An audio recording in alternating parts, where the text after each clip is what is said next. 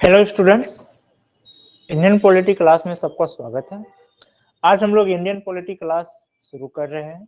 जो 2024 सेशन है उसके लिए हम लोग इंडियन पॉलिटी क्लास शुरू कर रहे हैं। ये यूपीएससी के लिए, बीपीएससी के लिए, जेपीएससी के लिए, एमपीपीएससी, सीजीपीएससी, एचपीपीएससी जिसको एचएएस भी कहा जाता है। उसके बाद आपको एचपीपीएससी, आरएएस के लिए, यूपीपीएससी और जो पुलिस एग्जाम होते हैं इन सब की जो तैयारी हमारे यहाँ किए जाते हैं, कराए जा रहे हैं, तो उसमें उनकी इन सब एग्जाम के लिए इंडियन पॉलिटी की शुरुआत से 2024 के नए सेशन की शुरुआत होगी। इंडियन पॉलिटी के बाद जैसे ज्योग्राफी शुरू होगी, फिर इकोनॉमी शुरू होगी। इस तरह से हम लोग आगे बढ़ेंगे। और जो ये कोर्स है, ये सारे क्लासेस आपको 100%, ये ऐसे तो डेमो में कुछ यूट्यूब में रखे जाएंगे, लेकिन संपूर्ण क्लास आपको हमारे प्ले स्टोर gurumantra.online में इसमें आपको सारे के सारे क्लास यहाँ पे मिल जाएंगे। तो पॉलिटी क्लास में सबसे पहले हम लोग इंडियन पॉलिटी का इंट्रोडक्शन देखते हैं, पॉलिटी है क्या, और इसके साथ हम लोग कुछ इंडियन पॉलिटी के जो पॉलिटिकल साइंस के से रिलेटेड कुछ जो वर्ड्स होते हैं उस वर्ड्स पर चर्चा करेंगे, जैसे डेमोक्रेसी, लोकतंत्र, रिपब्लिक, गणतंत्र। इसी तरह के जो वर्ड्स होते हैं जो कि पॉलिटी को पढ़ाई के दौरान विशेषकर सिविल सर्विस वाले को वो बार बार वो शब्द का उनके साथ जो होता है वो शब्द उनके साथ बार बार मिलते हैं। उन वर्ड्स पर आज हम लोग चर्चा करेंगे। तो सबसे पहले हम लोग चर्चा करते हैं राज व्यवस्था। राज व्यवस्था क्या है? जैसा यहाँ हम लोग देख रहे हैं राज व्यवस्था पर, कि राज व्यवस्था शब्द पर, राज व्यवस्था को ही अंग्रेजी में पॉलिटी कहते हैं। तीन शब्द हैं जो तीनों एक ही है, इसको समझ लीजिए। राज व्यवस्था,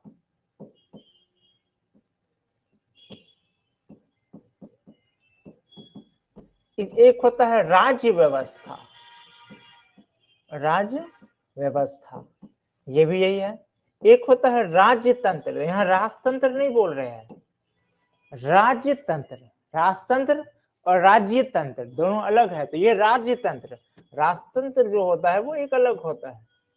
चौथा, ये सब एक ही वर्ड है, इसी को अंग्रेजी में कहते हैं पॉलिटी। इसी को अंग्रेजी में क्या कहा जाता है? पॉलिटी, राजतंत्र। ठीक है, तो ये क्या है राज्य, वास्तव में राज्य व्यवस्था क्या है?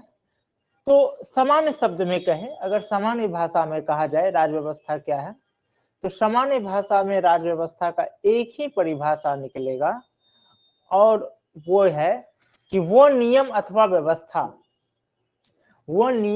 व्यवस्था जिसके अनुसार प्रजा के शासन का विधान किया जाता है। ये नोट्स आपको लाइब्रेरी में मिल जाएंगे, जो gurumantra.online एप्लीकेशन है उसके लाइब्रेरी में भी आपको ये नोट्स मिल जाएंगे।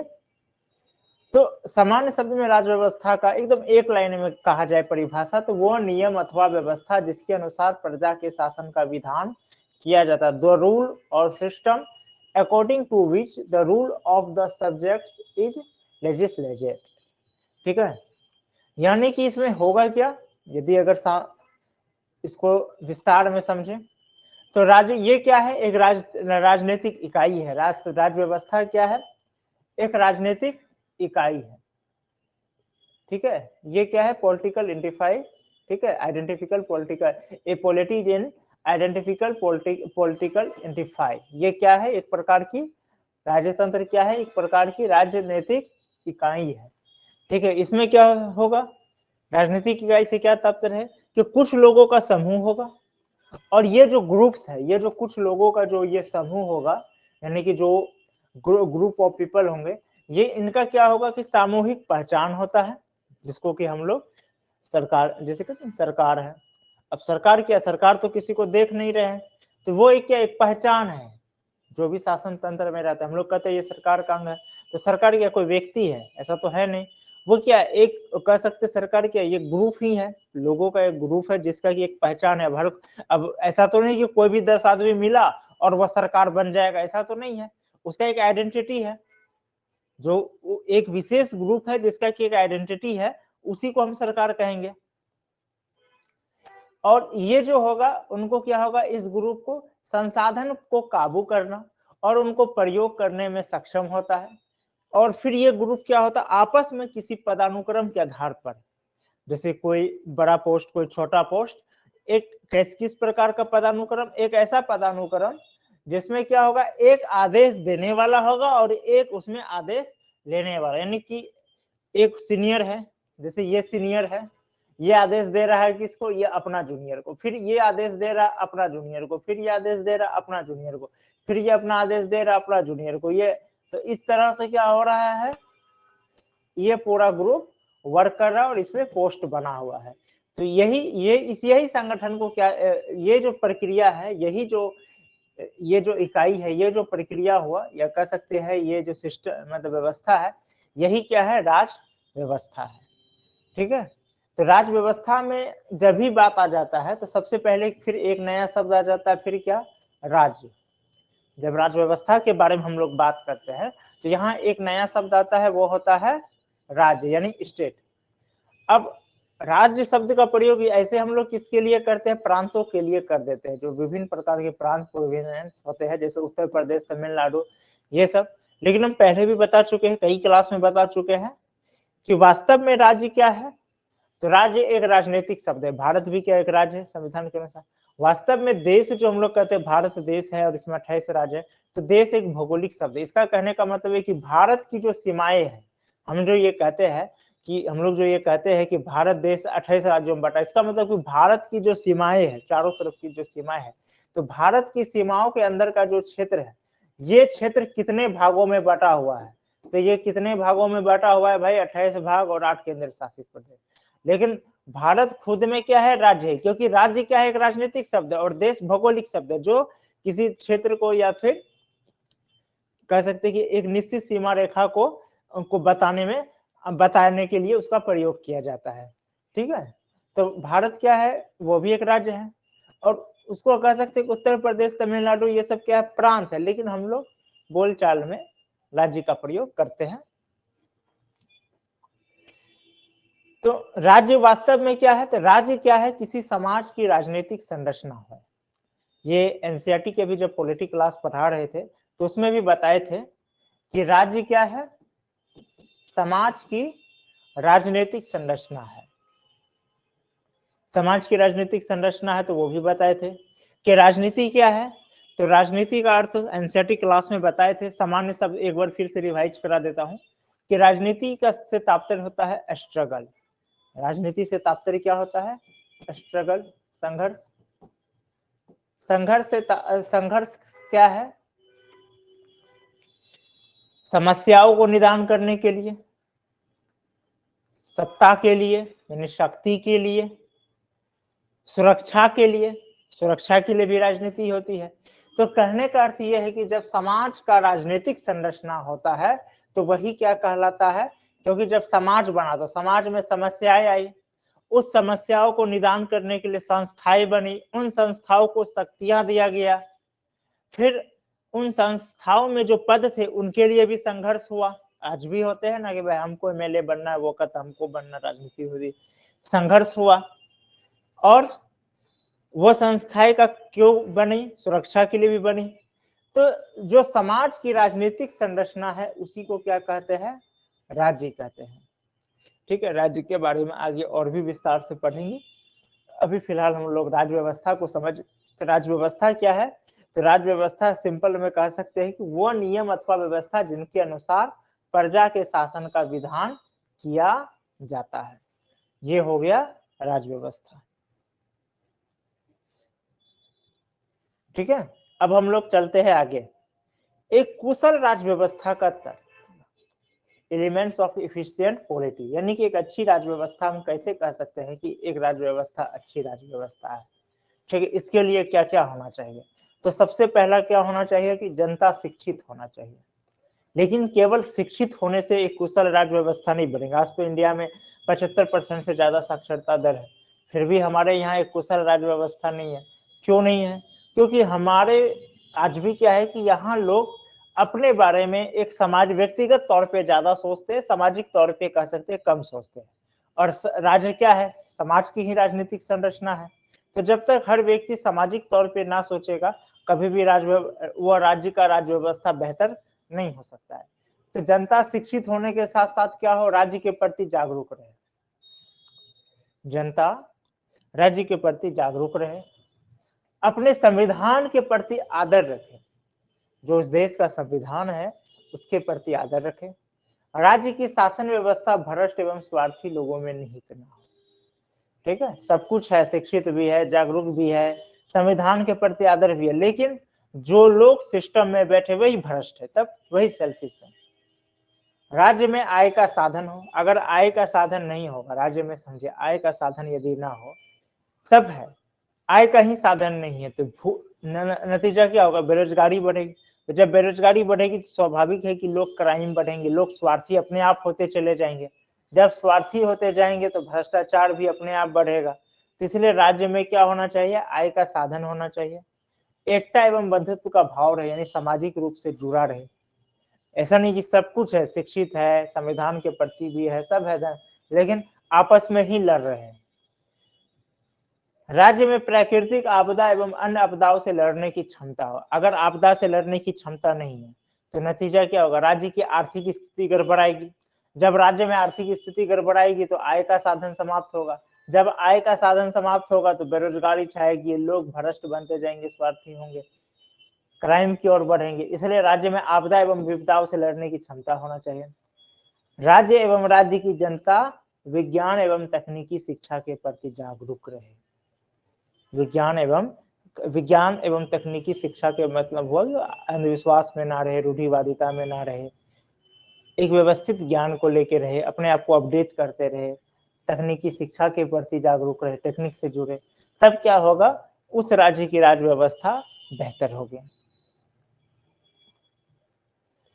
अब हम लोग आगे देखते हैं, आगे कौन सा वर्ड है?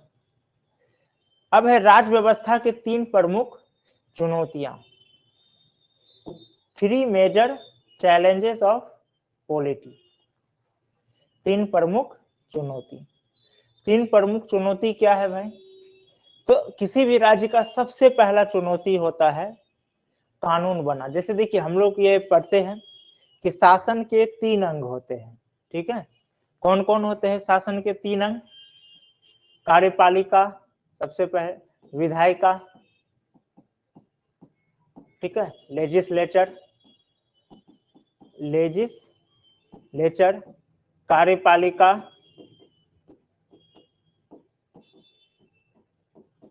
एग्जीक्यूटिव, न्यायपालिका,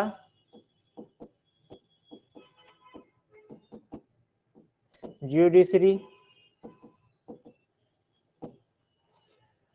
ये 3 होता है। अब सवाल यह है कि शासन का यही 3 अंग क्यों होता है?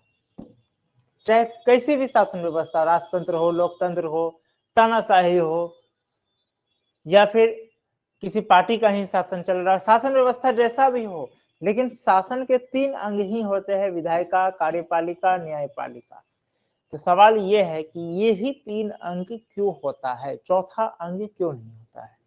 तो इसको समझते हैं ये चुनौती से। चुनौती क्या है? सबसे पहला कानून बनाने की चुनौती। किसी भी देश का सबसे पहला, अगर आप एक संस्था भी बनाते, एक परिवार भी चलाते हैं, तो सबसे पहला क्या होता है? कहाँ का? तो भाई कानून बनाने की चुनौती क्या है? भाई कानून तो बना दिए, कानून बनाना तो बहुत आसान है, बोल दिए हाँ फैमिली में बोल दिए कल से सुबह 4 बजे जागना, कर दिए, कानून बन गया। लेकिन सवाल ये, क्या हर व्यक्ति 4 बजे जागने के लिए परफेक्ट है? हो सकता है कोई लेट नाइट वर्क करता है, उसको 1 बजे सोने का आदत हो।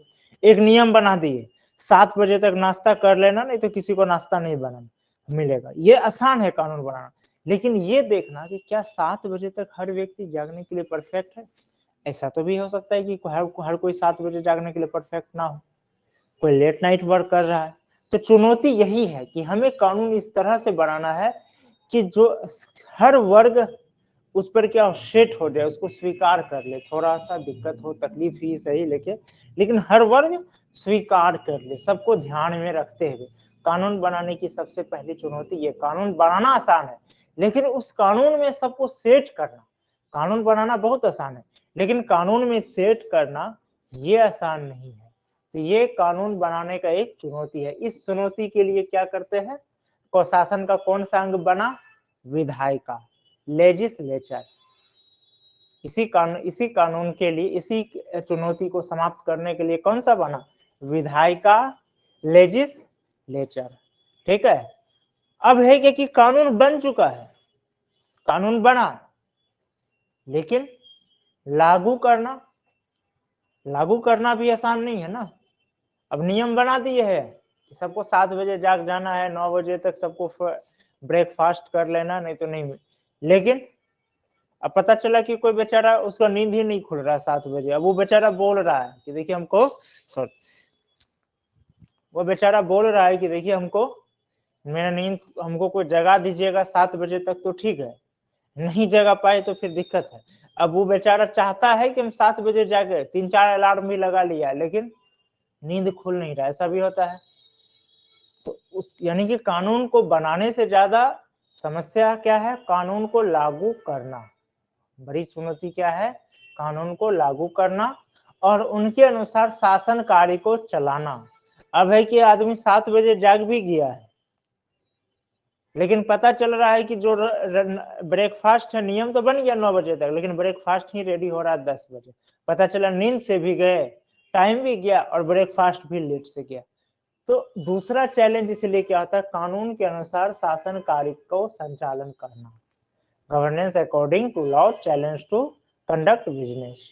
ठीक है, ये सेकंड चुनौती है। तो इसके लिए ही क्या बना, इसी के लिए बना एग्जीक्यूटिव कार्यपालिका। ठीक है, तीसरा जो होता है, अब है कि कानून बन गया, कानून लागू बन भी गया, लागू भी हो गया, कानून चल भी रहा है, लेकिन हो सकता है उस कानून के कारण राज्य से किसी व्यक्ति को, यानी स्टेट से किसी पर्सन को, या उस कानून के कारण एक व्यक्ति दूसरे व्यक्ति को परेशान कर रहा है, तो उसमें जो विवाद होगा, तो उस विवाद का समाधान के लिए भी तो कोई एक बॉडी चाहिए।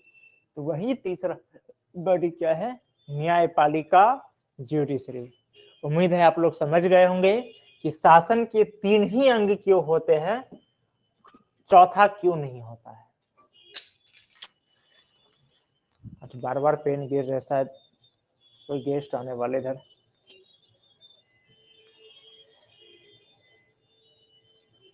अब हम लोग देखते हैं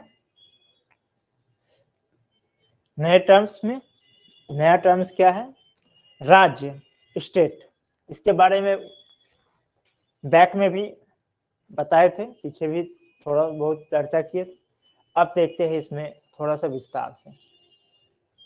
राज्य एक राजनीतिक शब्द है, ये तो क्लियर है, पहले ही बता चुके हैं कि समाज का ही राजनीतिक संरचना को क्या कहते हैं, राज्य कहते हैं।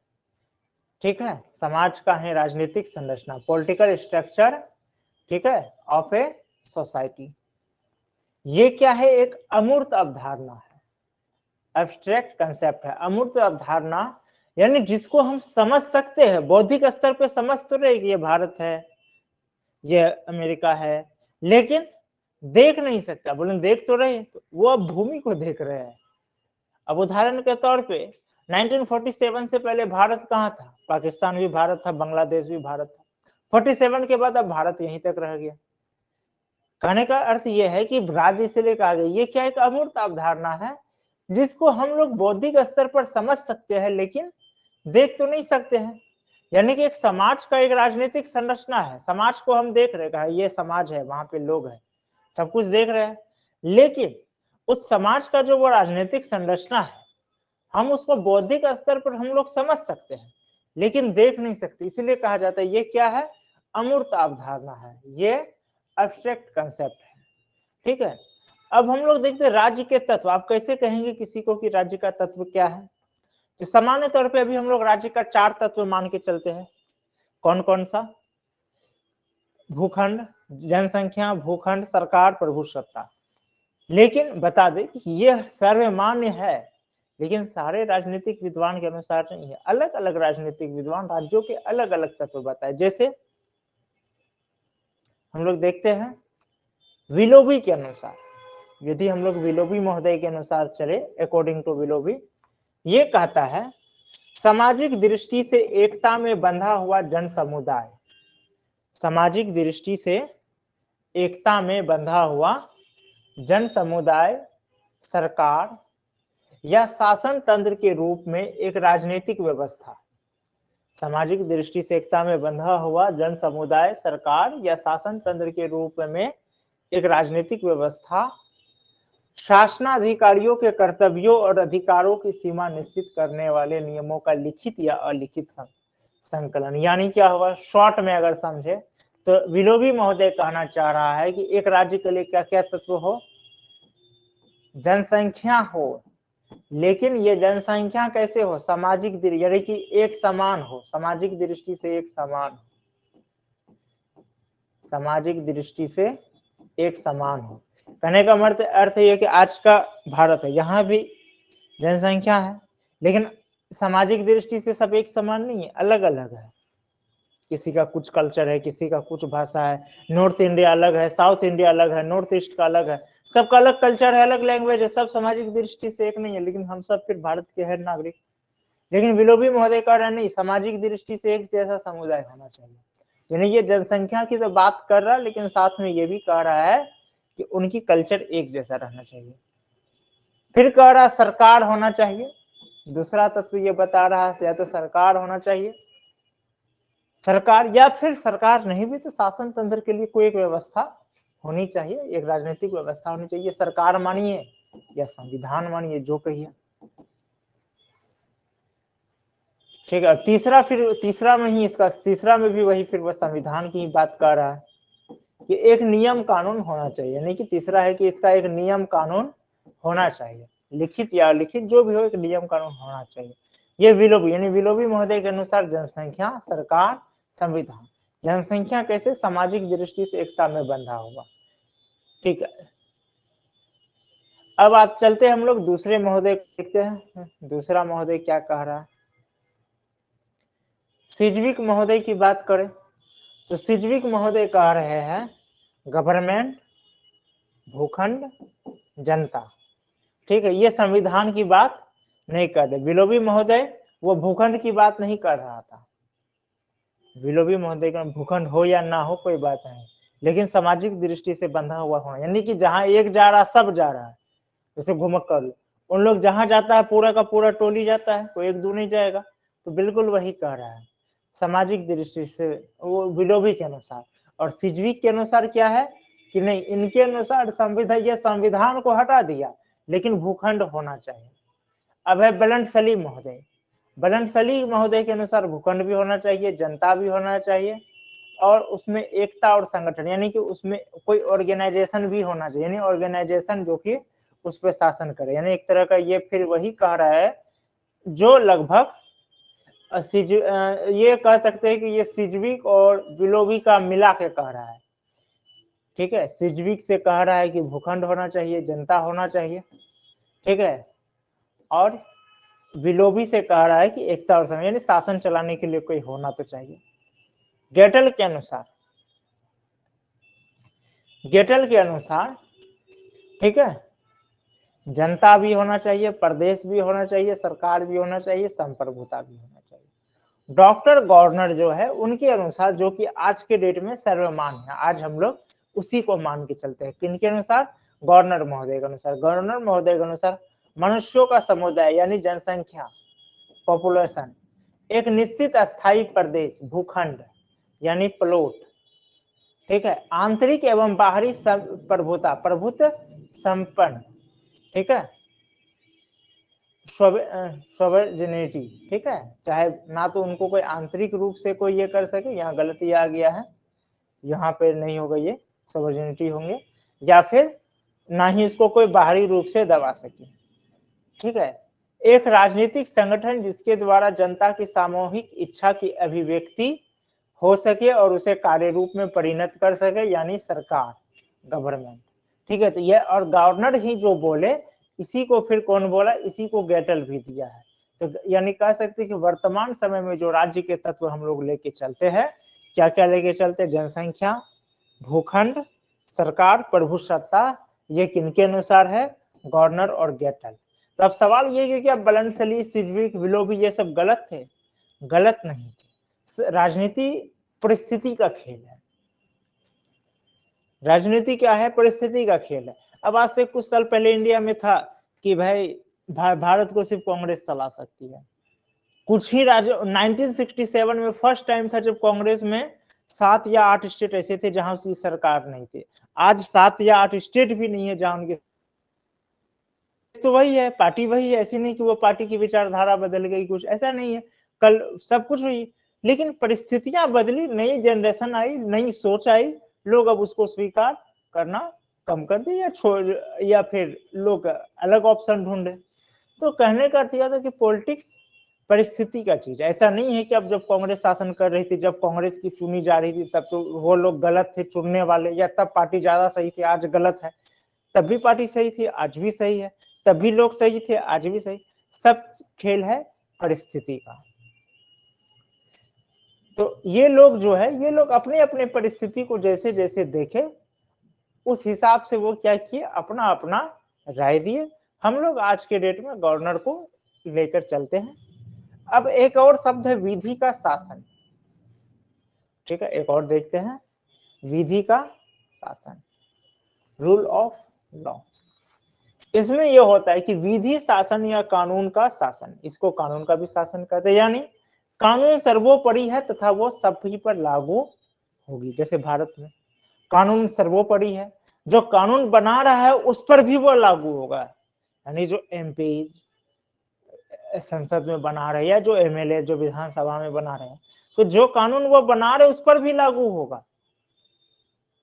कुछ जगहों पर उसको विशेषाधिकार मिल रहा है। जैसे अब कोई भी कानून कब बनता है, राष्ट्रपति के साइन के बाद। लेकिन अपवाद में कहीं कहीं कुछ चीजें हैं जहां के राष्ट्रपति और राज्यपाल अपवाद में आते हैं, लेकिन वो पद आता है, फिर जब वो एक व्यक्ति के तौर पे आ जाएंगे तब उस पर भी वो कानून लागू है। तो कहने का अर्थ ये होता है, विधि का शासन का अर्थ होता है विधि शासन या कानून का शासन, कि कानून क्या है, सर्वोपरि है, वह सभी लोगों पर समान रूप से लागू होगी। इसके विषय में हम लोग आगे और विस्तार से पढ़ेंगे, जब हम लोग आगे का क्लास लेंगे और पढ़ेंगे। ये सिर्फ आप लोगों को कुछ कुछ शब्दों से इंट्रोडक्शन कराया जा रहा है, ताकि जब हम लोग इंडियन पॉलिटी पढ़े, जब हम लोग कॉन्स्टिट्यूशन पढ़े, और स्पेशली जब आंसर राइटिंग का यानी मेंस का तैयारी करें, तो आप लोगों को समझने में दिक्कत नहीं। ये सब शब्दों को अगर सही से समझ लेंगे तो आगे क्या होगा, समझने में दिक्कत नहीं होगी। बस इसलिए हम लोग कुछ कुछ शब्दों को समझ रहे हैं, और ये पूरा का पूरा टॉपिक है जिसके बारे में आगे हम लोग विस्तार से पढ़ेंगे। तो अब हम लोग ये क्लास यहीं समाप्त कर रहे हैं, फिर हम लोग नेक्स्ट क्लास में कुछ और शब्दों को जानेंगे। अभी हम लोग कॉन्स्टिट्यूशन में नहीं जाएंगे। कॉन्स्टिट्यूशन में इन जो होगा वो करीब 15 से 20 क्लास के बाद इन होगा, जब ही बता दिया जा रहा है। जब हम लोग अभी 15 से 20 क्लास हम लोग टर्म्स को समझेंगे, पॉलिटिकल साइंस के कुछ जो इंपॉर्टेंट टर्म्स होते हैं उनको समझेंगे। फिर भारत में संवैधानिक इतिहास जो 1773 से लेकर के 1935 तक का कैसे कैसे भारत में संविधान का विकास हुआ, उसको समझेंगे करीब 5-6 क्लास में। तब जाकर के हम लोग संविधान में एंटर करेंगे। तो ये सब करने के बाद क्या होगा कि आगे क्या होगा कि जब कॉन्स्टिट्यूशन पढ़ेंगे तो वहां पे समझने में दिक्कत नहीं होगा और क्लास फास्ट चलेगी। इसलिए ये सब समझना जरूरी है। तब हम लोग नेक्स्ट क्लास में मिलते हैं और नेक्स्ट और अलग पॉलिटिकल टर्म्स को समझते हैं। क्लास जुड़ने के लिए सभी को धन्यवाद।